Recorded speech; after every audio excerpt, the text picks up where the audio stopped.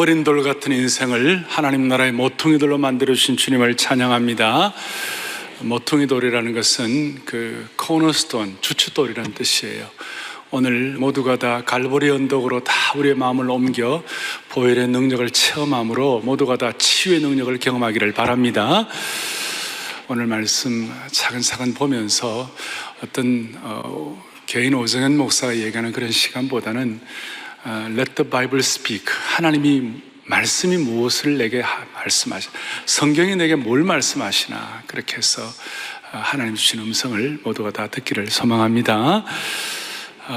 오늘 말씀의 제목은 어디로 가든지 이기게 하시니라는 이 제목은 그냥 제가 승리 지상주의를 위하여 드리는 말씀이 아니고, 이 말씀은 오늘 6절과 14절에 나와 있죠. 다윗이 어디로 가든지 뭐하게 하시니라, 이기게 하시니라. 그렇게 해서 오늘 이 말씀을 통하여 저는 하나님이 예비하신 진정한 승리의 길에 여러분들을 초대하고 싶은 거예요. 그래서 오늘 이 자리를 나갈 때는 하나님이 준비하신 그 승리를 실현하고 체험하고 돌아가기를 바랍니다. 하나님은 다윗에게 항상 두 가지를 주셨어요. 몇 가지를 주셨다고요? 두 가지를 주셨어요. 한 가지는 앞에 7장 9절에 보니까 뭐라고 나와 있느냐, 이렇게 나와 있어요. 너가 가는 모든 곳에서 내가 너와 함께 있어, 그랬습니다. 다윗과 함께 하셨다. 이거 다윗이 가진 큰 축복이었어요. 이것은 지나간 수천 년 동안에 하나님의 사람들에게 나타나는 공통적인 현상이에요. 저는 오늘 예배를 드리는 모든 성도들의 생애가 평생 주님과 함께 있는 생애가 되기를 바랍니다. 하나님의 임재를 체험하고 우리의 가장 큰 축복이에요. 오늘도 이 자리에 주님이 나와 함께 임재하신다, 축복이에요. 그런데 이게 옛날에는 됐는데 지금은 좀 안 되는 분들도 있어요. 메마른 분들도 있어요. 가장 대표적인 것이 삼손이에요. 삼손은 하나님이 함께 하셔가지고 그야말로 그 능력과 힘이 대단했어요. 근데 그냥 매너리즘에 빠져가지고 적당히 하다가 사사기 16장 20절에 보면 무슨 내용이 나오는가 하면 여호와께서 이미 자기를 떠나신 줄을 뭐예요? 깨닫지도 못했다 그랬어요. 이 영적인 둔감함, 이거 없어야 되는 거예요. 영적인 둔감함이 있을 때 승리는 사라지는 것이에요. 그리고 또 하나는 다윗과 늘 하나님께서 함께 계셨다는 것과, 오늘 또 하나는 다윗이 가는 곳마다 하나님께서 뭐하게 하셨더라? 이기게 하셨더라. 오늘 6절과 14절에 나오죠. 이기게 하셨더라. 하나님의 승리, 하나님이 주시는 승리. 그런데 이 승리는 함께 하시니까 이기게 되신 것이에요. 그리고 이 승리는 주가 내가 승리하는 것이 아니에요. 여러분, 지금 내가 승리해야 되고 내가 모든 걸 다 이겨내야 되고 내가 가정을 다 잘해야 되고 내가 모든 공동체에서 정말 잘해야 되고 다 그렇다면 우리가 감당 못할 거예요. 주어가 주님이신 것이에요. 주님이 승리하게 하셨더라. 그러니까 이 두 가지는 필연 관계예요. 함께 하시는 것과 승리하게 하시는 것은. 그래서 함께 하시는 것이 원인이라면 승리가 결과가 되는 것이에요. 우리 전생애 동안 같이 이렇게 쫙 펼쳐지기를 바라는 것입니다. 상처와 곡절과 수많은 좌절 가운데 우리의 남은 인생 어떻게 계속 승리할 수 있을 것인가. 그래서 첫 번째는 1번은 뭐냐면 다윗의 승리가 우리의 승리가 되게 하여 주십시오. 그러려면 다윗이 승리한 토대가 있는 것이에요. 그냥 다윗이 그냥 내가 승리하고 싶어 승리하고 다윗이 힘이 좋아서 승리하고 그런 것은 아니고, 사무엘하 7장 16절을 다 같이 보겠습니다. 너의 집과 너의 나라가 내 앞에서 영원히 보존되고 내 왕위가 영원히 견고하리라. 어떻게 보면 이 말씀은 다윗 생애, 다윗 시리즈 전체 요절이라고 말할 수 있는 구절 중에 하나예요. 너의 나라가 영원히 보존되고 너의 왕위가 영원히 견고하리라. 자, 이 말씀을 하나님께서 다윗에게 주시고 이것이 다윗의 승리의 원천 중에 하나인데, 여러분 이 말씀을 볼 때에 어떤 생각이 드세요? 저 말씀은 다윗이나 하는 거지 나는 뭐 다윗하고 뭐 닮지도 않고 또 나는 여자고 말이지, 그런데 나하고 무슨 상관이 있나 이렇게 생각할지 모르는데 그건 아니라는 것이에요. 다윗의 승리는 다윗에게만 국한된 것이 아니라 이 승리는 오늘 다윗의 자손 예수 그리스도가 내 생애의 구세주인 걸 믿고 그리스도의 보혈의 능력과 갈보리 언덕의 은혜를 우리가 깨닫고 예수 그리스도를 구세주와 주님으로 고백하는 모든 주의 백성들에게 동일하게 부어주시는 축복이다, 이것이. 그러니까 이 사무엘하 7장 16절의 이 영광스러운 고백은 다윗 한 사람으로 끝나는 것이 아니라 시대적으로 또 장소적으로 그것으로 국한되는 것이 아니고 이것은 우주적인 것이요, 세대와 세대를 계승하는 것이다. 자, 이것은 제 얘기가 아니고 사도행전 15장에 보니까 예루살렘 교회 수장 중에 한 분이었던 야고보 사도가, 아니 다윗 시대에 다윗의 은혜, 다윗의 언약, 다윗의 축복들은 우리 유대 민족만 받아 누려야 하는데 어떻게 이방 사람들이 구원을 받을 수 있나, 그렇게 막 해석이 되고 그것 때문에 이방 사람들이 구원받는 거 이런 거에 대해서 막 어려워질 때에 야고보 사도가 아모스 선지자가 고백한 그 선언을 이렇게 얘기하는 거예요. 사도행전 15장 16절 17절 보겠어요. 자, 보겠습니다. 시작. 이후에 내가 돌아와서 다윗의 무너진 장막을 다시 지으며 또 그 허물어진 것을 다시 지어 일으키려. 17절. 이는 그 남은 사람들과 내 이름으로 일컬음을 받는 모든 이방인들로 주를 찾게 하려 함이라. 아멘. 이것은 어떤 다윗 한 사람, 유대민족 그 시대에만 국한되는 것이 아니고 국지적인 것이 아니고, 이것은 오늘 이 말씀을 믿고 소망하고 성령의 감동으로 그렇구나, 저가 하나님이 내게 주신 음성이구나 딱 와닿으면 저와 여러분들의 것에 토대가 될 수 있다는 것이에요. 그러니까 사무엘하 7장 16절에 너의 나라가 영원하고 견고하게 보존되리라는 그 말씀이 오늘 이 순간 내게 주어지신 말씀이다. 아이고 목사님 그래도 아닌데요. 그렇게 여러분들 생각하지, 마음을 닫지 말고 마음을 한번 열어보세요. 지금 시간. 여러분, 이것이 우리를 어떻게 변화시키고 어떻게 새롭게 하시는 건지. 하나님의 말씀은 지금 살았고 운동력이 있는 것이에요. 지금 역사하시는 것이에요. 그렇게 해서 이 말씀이, 그러니까 다윗의 승리가 내 승리가 될 수 있도록 이방에 있는 모든 족속들에게, 그리고 하나님의 백성들에게 제가 다시 말씀드립니다. 하나님은 다윗이라는 한 사람에게 영원한 나라에 대해서 약속을 주셨지만 그것은 다윗에게만 주신 것이 아니라 다윗의 후손으로 오실 예수 그리스도를 통하여 구원받게 되는 모든 하나님의 백성들에게 주신 동일한 약속이다. 동일한 약속이다. 자, 이것을 여러분들이 토대로 하고, 두 번째로는 다윗이 오늘 이기고 이기게 하셨다 하는 그 이기고 이기게 하신 현장, 그것은 바로 영원한 왕국의 예표예요. 오늘 본문을 여러분들이 봉독을 했습니다. 사무엘하 8장은 아주 다윗의 승리의 절정이에요. 어떻게 승리를 하게 하는지 구체적으로 자세하게 하나하나 나와 있어요. 또 공부하겠어요. 1절 이렇게 나와 있습니다. 뭐라고 나와 있습니까? 하나님께서 다윗에게 승리를 주시는데 8장 1절에 그 후에 다윗이 어떤 사람을 쳤어요? 블레셋 사람을 쳤어. 뭘 받았어요? 항복을 받았어요. 블레셋 사람에게는 항복을 받았어요. 그리고 2절에 또 다윗이 어디를 쳤어요? 모압을 쳤어요. 모압을 쳐가지고 그들로 땅에 엎드리게 하고 완전히 사람들을 완전히 정복하고 나중에 조공바치게 하고, 세 번째로는 또 어디를 쳤냐면 3절부터 쭉 6절 쭉 올라가면 다메섹 아람 수비대까지, 다메섹 아람까지 정복을 하는 것이. 그리고 11절부터 13절까지 쭉 보니까 13절 다윗이 소금 골짜기에서 에돔 사람 18,000명을 쳐 죽이고 14절에 에돔의 수비대를 뒀다. 남쪽에 에돔을 무찔렀어요. 그러니까 다윗의 승리는 적당한 승리가 아니라 블레셋은 서쪽이고 동쪽의 모압과 북쪽의 아람 다메섹과 남쪽의 에돔, 그러니까 동서남북을 총망라한 승리였어요. 예를 들어서 블레셋에서 승리한다 그랬을 때 이것은 단순한 승리가 아니에요. 이 블레셋은 보통 민족이 아니에요. 블레셋의 연원을 따져 올라가 보면 위에 그리스 사람들, 옛날에 그 그리스는 최고의 문명을 자랑하던 곳이었어요.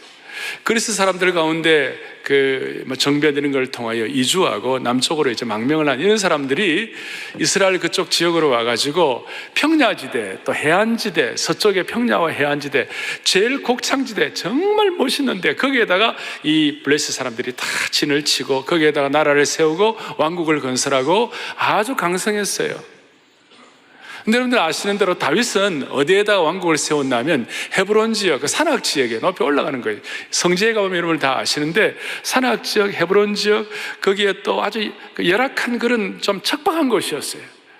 그 척박하고 열악한 산악 지역에 있는 그 다윗이 남쪽에, 서쪽에 풍요롭고 해안지대의 모든 것들이 다 풍성한 그쪽 지역을 승리하고 이긴다. 이거 참 말이 잘 안 되는 것이. 그리고 그 북쪽에는 밭도 제대로 없어가지고 지금도 그대로 3000년 전에 밭들이 그대로 있는데요. 지금 여러분 산에 있는 논들이 있잖아요. 계단식 논 비슷하게 그런 밭이 좀 있고 거기에 겨우 뭐 올리브 나무나 좀 하고 또 이제 뭐 양들이나 키우는 그 정도예요. 근데 밑에 있는 평야지대에 있는 그 강국 왕국들에 대해서 이긴다는 거, 산악지대에 있는 좀 이렇게 부족한 물자를 가지고, 여러분 산악지대에 물자가 많아요? 밑에 평야지대에 물자가 많아요? 산악은 척박한 곳이 아니에요. 그런데 그런 곳에서 완전히 블레셋을 이긴다. 대단한 일이었어요. 모압도 마찬가지고 동쪽 모압, 북쪽의 아람 다메섹, 남쪽 에돔까지 완전히 장악을 했어요. 여기에 대해서 이 항상 지금 사무엘이나 이런 내용들은 시편과 연결을 시켜서 우리가 공부를 할 수 있고 시편과 연결시켜서 우리가 말씀의 어떤 깨달음을 가질 수 있는데 시편 60편 8절에 오면 다윗의 승리에 대해서 뭐라고 설명하나 이렇게 설명하고 있어요. 보시겠어요? 자, 모압은 나의 뭐예요? 목욕탕이라고 그랬어요. 저 모압은 과거에 이스라엘 민족을 이렇게 오염시키고 타락한 문화라고 그랬는데 이걸 완전히 그냥 깨끗하게 정화시키겠다는 것입니다. 그 다음에 에돔은 에돔에는 에돔 쪽을 향해 나는 뭘 던지리라? 신발을 던져. 신발 던진다는 것은 수하로 부린다 그런 뜻이에요. 그 다음에 블레셋아 나로 말미암아 외치라. 블레셋아라는 겁니다. 블레셋을 향한 승리를 선포하는 것이에요. 아주 멋지게 표현했어요. 모압은 나의 목욕통이라. 에돔에게는 나의 신발을 던져 수하로 부린다. 블레셋을 향한 승리를 선포하는 것이 대단한 승리예요. 여러분, 이 승리는 그냥 있어진 승리가 아니에요. 하루아침에 된 승리가 아니에요. 이 승리에 관해서는 창세기 13장에 오면 하나님께서 어느 날 믿음의 조상 아브라함을 부르시고 아브라함을 향하여 동서남북을 바라보라고 하셨어요. 동서남북을 바라보게 하시니까 그걸 보니까 아브라함은 지금 이제 그야말로 헤브론 지역, 다윗이 성을 세웠던 그쪽 지역인데 거기서 이렇게 땅을 딛고 뭐 그때는 땅도 별로 없었어요. 좀 이렇게 막벨라 굴 정도 좀 사는 아브라함 입장에서는 조금밖에 안 되는 그런 걸 했는데 그런데 그게 말도 안 되는 동서남북을 바라보게 하시고 지금 예루살렘 쪽에 높은 언덕인데 거기서 쫙 전체를 바라보게 하시고 이게 전부 너 것이 된다. 창세기 13장 보겠습니다. 자, 너는 눈을 들어 뭐예요? 너 있는 곳에서 그리고 지금 이 얘기는 누구에게 한 거예요? 아브라함, 믿음의 조상 아브라함에게 한 것이죠. 그리고 15절 보겠습니다. 보이는 땅을 내가 너와 내 자손에게 주겠다. 할렐루야 아닙니까? 이 말씀이 지금 그대로 천여 년 만에 다윗의 이 이기고 이기는 현장 실체를 통하여 완전히 이루어진 것이에요. 이것이 이루어질 때 다윗의 마음속에 아마 감동이 있었을 것이에요. 하나님이 약속을 지키신 하나님, 다윗과 함께 동력을 하면서 그야말로 다윗과 함께 같이 가슴 아파하고 같이 힘들어했고 그러나 같이 동력을 했던 나단 선지자 같은 사람들, 또 대제사장 아비아달 같은 사람들이 이 현실을 블레셋과 에돔과 다메섹과 모압의 승리를 경험하면서 마음속에 눈물이 났을 거예요. 그렇구나, 하나님, 우리 하나님은 참으로 약속을 지키는 하나님이시구나. 우리 하나님은 참으로 우리에게 참 승리를 주시는 하나님이시구나. 그것 때문에 목이 메었을 것이에요. 이것이 오늘 왜 중요합니까?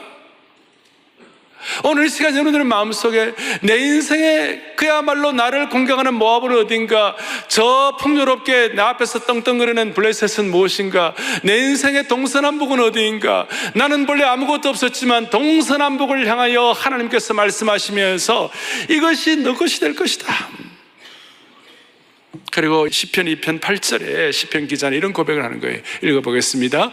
내게 구하라. 내가 이방 나라를 내 유업으로 주리니 내 소유가. 아멘. 여러분, 이 말씀 읽을 때 어떠세요? 아이고, 저거는 나하고 상관이 없고 저거는 그냥 옛날 얘기고 나는 또 내가 살아요, 이렇게 하는 거예요? 아니면 그렇구나, 내게 구하라. 내가 이방 나라를 내 유업으로 주리니 내 소유가 땅끝까지 이르리로다. 어떤 한국의 기독교 실업인이 저거 읽고 은혜 봐주고 국제무역 만들어갖고 성공했다는 것이 아주 이해가 안 갑니까? 너에게 이방 나라를 너의 유업으로 주리니 너의 소유가 땅끝까지 이르리로다. 어떤 사람은 저 말씀을 그냥 지나가 버리고, 어떤 사람은 저것이 레마의 말씀으로 탁 쳐가지고 와가지고 내 소유가 땅끝까지 이르리로다. 그럴 때 어떤 사람들은 말도 안 되는 소리 하지 마세요, 뭐 이런 말도 할 수 있어요. 그런데 시편 2편 1절에 앞에 이런 내용이 나와요. 어찌하여 이방 나라들이 분노하여 민족이 헛된 일을 꾸미는가. 그랬을 때 4절, 하나님께서 하늘에 계신 이가 웃으시며 주께서 그들을 비웃으시리로다. 여러분, 이런 모든 내용들은 진정한 영적 승리의 현장에서 하나님이 주시는 음성인 줄 믿으셔야 되시는 것이. 다시 한번, 하나님께서 다윗에게 주신 승리의 현장은 동서남북, 그 당시에 블레셋과 모압과 에돔과 북쪽 다메섹 아람은 감히 다윗 왕국, 처음에 이 초라한 다윗 왕국은 감히 범접할 수 없는 그런 강력한 국가들이었습니다만은 하나님께 실제로 승리하신 이 현장을 우리가 보면서 여러분 마음속에 꿈과 소망을 가져야 돼요. 그리고 아까 시편 2편 8절 다시 한번 주세요. 시편 2편 8절 이렇게 나와 있어요. 뭐라고 나와 있습니까? 내게 구하라. 내가 이방 나라를 너 소유가. 자, 이 말씀을 우리가 육신적으로 내 삶의 어떤 환경 이것으로 해석할 수도 있지만, 영적으로 오면 그러므로 너희는 가서 모든 족속으로 제자를 삼고, 동시에 사도행전 1장 8절 오면 오직 성령이 너에게 마시면 너희가 권능을 받고 예루살렘과 온 유대와 사마리아와 땅끝까지 내 증인이 되리라 하시니라. 이것이 그대로 영적 해석이라고 말할 수 있어요. 뭘 말씀드리는가? 자, 이런 말씀을 드릴 때 저 자신도 제가 사역을 하면서 오늘까지 주님을 섬겨오면서 수많은 과정들을 거치잖아요.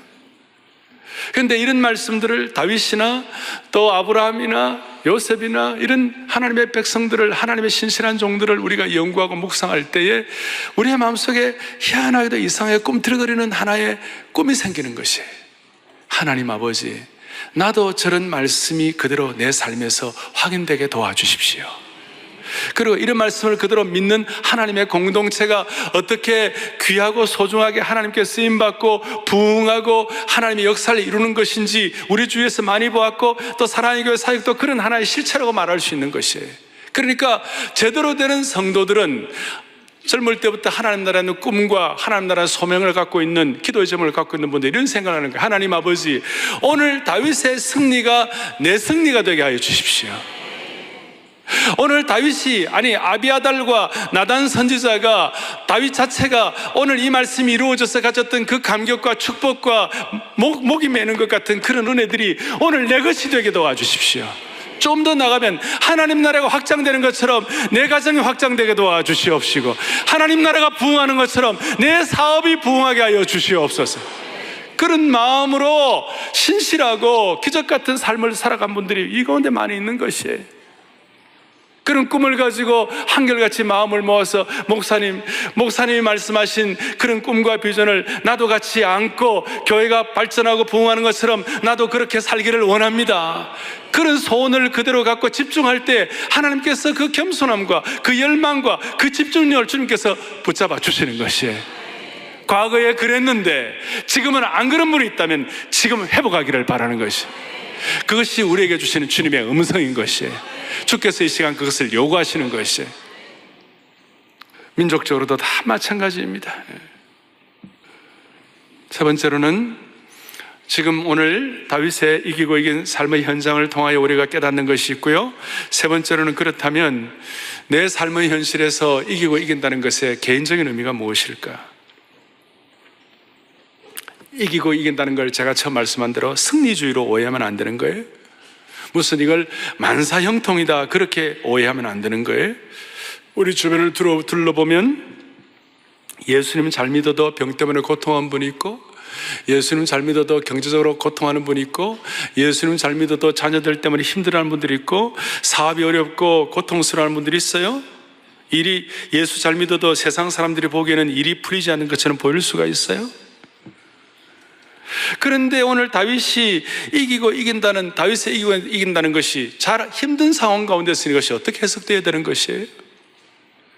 개인적인 의미는 이것이에요. 내 삶이 아무리 어렵더라도, 내 환경이 아무리 고통스럽더라도, 그 어려움과 고통의 현장이 있다 하더라도 오늘 다윗에게 주신 이 말씀을 통하여 내가 하나님의 심정을 깨닫고 앉아 있으면, 하나님의 심정을 갖고 있으면 하나님은 반드시 그 상황과 환경에도 불구하고 하나님은 반드시 승리를 주실 것이다. 그걸 믿는 것이에요. 중요한 것은 이거예요. 다윗처럼 하나님의 마음에 합한 자는 3000년 전이나 지금이나 시공을 뛰어넘어가지고 그곳이 어떤 상황이든지 어떤 환경이든지 그곳에서 하나님의 나라가 세워지고 하나님의 통치가 시작되기를 소원하는 마음을 갖고 있을 때 하나님이 승리를 주시는 것이에요. 그러므로 내가 병으로 고통할 때도, 사업이 어려울 때도, 자녀들과의 관계가 힘들 때에도, 부부관계가 힘들 때에도 내가 다윗처럼 하나님의 마음에 합한 자가 되기만 하면, 하나님의 심정을 깨닫기만 하면, 하나님의 통치가 이루어지기만 하면 어떤 상황에서도 하나님이 승리하게 하실 것이다.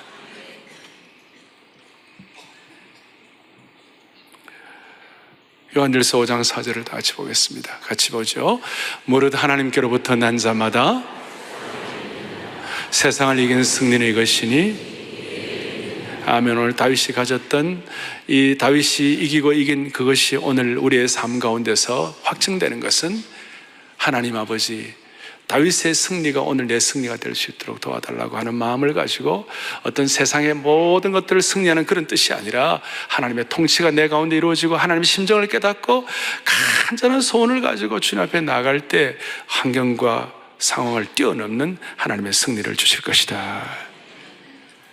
그리고 네 번째로 그러면 개인적인 뿐만 아니라 공동체적으로 진정한 승리가 무엇일까? 이기고 이기는 것에 대한 공동체적인 전략이 무엇일까? 이것은 21세기의 다윗을 키워야만 한다는 것입니다. 21세기의 다윗을 키우는 것이, 사람을 키우는 것이 바로 공동체의 승리를 위한 최고의 과제예요. 이것을 아주 유진 피터슨 목사님 같은 분은 흥미롭게 표현하는 거예요. 예수님은 사역의 8할 이상을 12명의 유대인에게만 집중하셨다. 왜냐하면 그것이 바로 모든 이방인과 미국인이 구원을 얻을 수 있는 유일한 길이기 때문이다 그랬어요. 그분이 미국 사람이니까 그렇게 했어요. 저 같은 경우는 예수님의 사역의 9할 이상을 12명의 유대인에게 집중하셨다. 왜냐하면 그것이 바로 모든 한국인을 구원할 수 있는 유일한 길이기 때문이다. 유대인 몇 사람을 제대로 훈련시킨 일이 모든 한국인이 구원을 얻을 수 있는 유일한 길이라는 것이, 저는 유진 피터슨의 이 말이 씹을수록 맛이 나는 것이고 하나님의 사람을 키우는 어떤 좋은 방향이 될 수 있다고 생각해요. 이름 없는 몇 사람을 제대로 훈련시키는 것이 지역과 국가를 초월하여 전혀 알지 못하는 외국 땅에 있는 사람들을 예수님께로 인도하는 최선의 길이라는 거예요. 승리의 길이라는 것이. 저는 여기서 사랑의 교회, 우리 교회의 독특한 인재훈련, 인재관을 선포하고 싶습니다. 세상은 특정 지식이나 세상은 어떤 특정 엘리트만을 키우는 것이 목표일지 모르겠습니다만은 하나님의 교회는 엘리트를 키우는 것이 아니라 하나님 나라의 일꾼을 키우는 것이에요. 어떤 특정한 지적 능력이나 어떤 특정한 수준의 사람을 세상 사람들은 찾지만 교회는 기독교적인 영성과 성품을 갖고 기독교적인 가치관과 실천력을 갖는 사람을 찾는 것이에요. 글로벌 인재, 늘 말씀한 대로 영성과 겸손과 실력을 갖춘 인재를 저희들은 원하는 것이, 이것은 벼락치기가 안 되는 것이에요. 하나님 나라의 영원한 승리를 위한 인물들을 어릴 때부터 감당하고 키우는 것이. 제가 지난 여러 시간 동안 세대 계승을 위하여 지금까지 사랑의 교회를 섬기면서 지속적으로 열정적으로 끊임없이 말씀드린 것이 있어요. 이 정도 말씀드리면 많은 분들이 짐작하실 거예요. 처음에는 제가 3대가 함께하는 토요비전 새벽 예배를 강조했고, 수년 전부터는 4대가 함께하는 토요비전 새벽 예배를 제가 강단에 설 때마다 자주 말씀을 드렸어요. 제가 이렇게 4대가 함께하는 토요비전 새벽 예배를 귀가 닳도록 말씀드린 이유가 무엇이에요? 다른 것이 아니에요. 신앙의 세대 계승이에요. 복음적 인재 양성이에요. 요즘은 제가 또 토요비전 새벽 예배하면서 말씀 암송을 얘기하는, 말씀 암송을 강조하고 말씀 암송을 하고 있어요. 진정한 승리의 길이 뭔가? 오늘 이 시대에, 오늘 이 21세기의 AI 시대, 인공지능 시대, VR 가상현실 시대, 그리고 수많은 이런 지금 SNS 이런 시대 가운데서, 이런 시대가 새로운 가상현실 시대가 도래했는데, 이런 시대 가운데서 우리가 어떻게 하면 승리할 수 있을 것인가?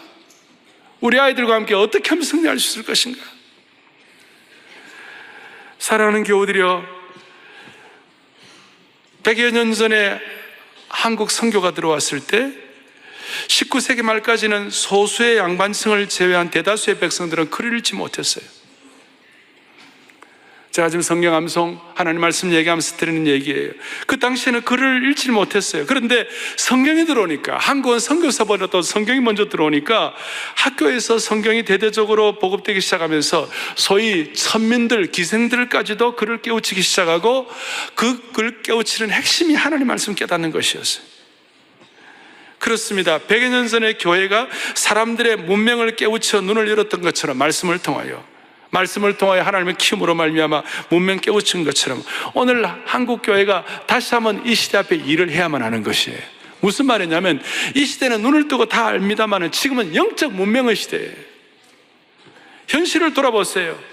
모두가 다 인공지능, 가상현실, 특별히 이 인터넷 SNS 시대에 아이들이 하루 종일, 청소년들은 사이버 세계에서 하루 종일 살고 있어요. 저는 아이들이 사이버 세계에서 하루 종일 살고 있는 게, 사이버가 버자가 하나 떨어져가 사이비 세대에 살고 있는 것 같아요. 사이비 세계에서 애들이 아침에 눈을 뜨면 휴대폰을 열고, 아이들은 학교로 가는 내내 휴대폰에서 눈을 떼지 못합니다. 식사할 때도, 심지어 대화 중에도 하루 종일 인터넷의 게임과 음란 채팅과 포르노가 아이들 눈을 사로잡고 있어요.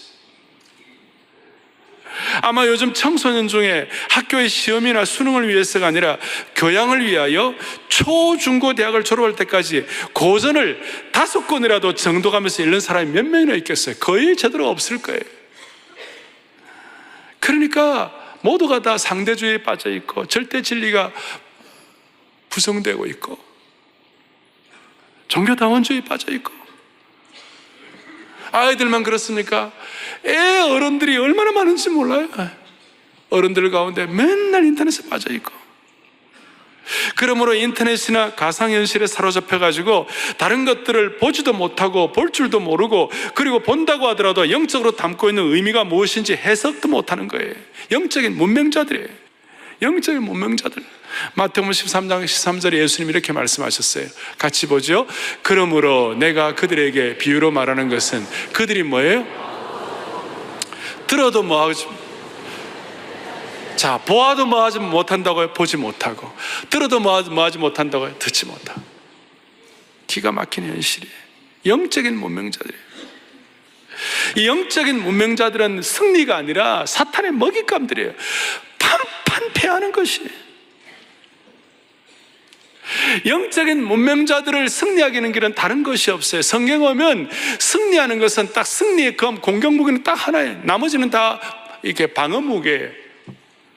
구원의 투구, 진리의 허리띠, 의의 흉배, 이런 것들이 다 방어무기인데 한 가지예요. 하나님의 말씀과 성령의 검, 성경 암송이에요. 그래서 하나님의 말씀이 오늘 이 영적 문명 세대 가운데서 하나님의 말씀이 제대로 들어가야 한다. 이것이 어른들 시대뿐만 아니라 우리 손자 손녀 시대까지 그대로 계승되어야 한다. 그래야 이것이 참 우리의 승리의 현상을 공동체적으로 경험할 수가 있다. 할렐루야. 그리고 사실은 지금 주일학교가 다른 어떤 시대보다도 지금 더 소중한 시대가 됐어요. 영적 문명의 이 시대 가운데 우리는 제대로 하나님의 사람들을 세워야만 할 것이에요. 과거에 우리나라는 식목일이 있었어요. 식목일에 가고 황폐한 산에다가 나무를 심었어요.